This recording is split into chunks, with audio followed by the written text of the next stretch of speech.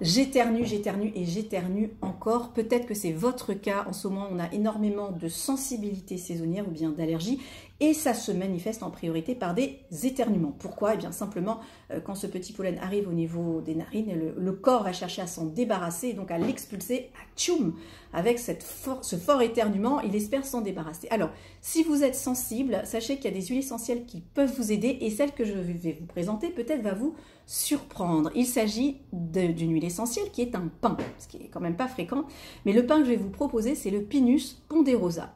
Alors vous allez me dire, moi je connais souvent pour tout ce qui est allergie, sensibilité saisonnière et notamment éternuement, en général c'est l'estragon, c'est vrai.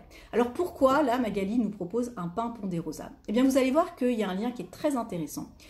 Dans l'estragon est intéressant pour tout ce qui est allergie, éternuement, on a une molécule clé qu'on appelait avant l'estragol, que l'on appelle maintenant le méthylchavicol. Eh bien sachez que dans ce pin, on retrouve ce méthylchavicol, cet estragol. Donc on a un pin qui, on va dire, mimique un petit peu l'estragon dans sa composition moléculaire. Alors question toute simple, si dans les deux on a de l'estragol ou du méthylchavicol, pourquoi est-ce qu'on va chercher un méthylchavicol dans un pin ponderosa alors qu'on peut le trouver dans l'estragon? Alors c'est très simple. L'estragon, vous allez vite le comprendre, c'est plutôt une plante condimentaire, donc on va vouloir toucher plutôt la sphère digestive. Si je vous dis pin, vous allez plutôt penser à la sphère respiratoire. On sait très bien que tous les conifères en général ont un tropisme sur cette sphère respiratoire. Donc qu'est-ce qu'on cherche à faire? On cherche à potentialiser tous les éléments pour favoriser cette voie respiratoire. Donc le fait d'utiliser non pas simplement un estragon, qui sera plutôt pour la voie digestive, mais plutôt un pin qui contient de l'estragol, eh bien on a des résultats qui sont étonnants.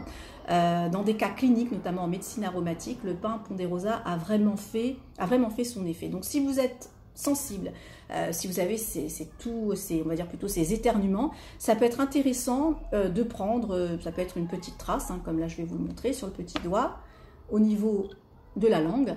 Et puis dès que j'ai cette quinte qui me vient, cette quinte d'éternuement, eh bien j'en applique. Et en général, l'apaisement il est assez rapide, ça peut aller dans quelques secondes, voire à 1 minute. L'apaisement il est quand même assez rapide. Donc on peut renouveler cette petite application 2, 3, 4 fois par jour.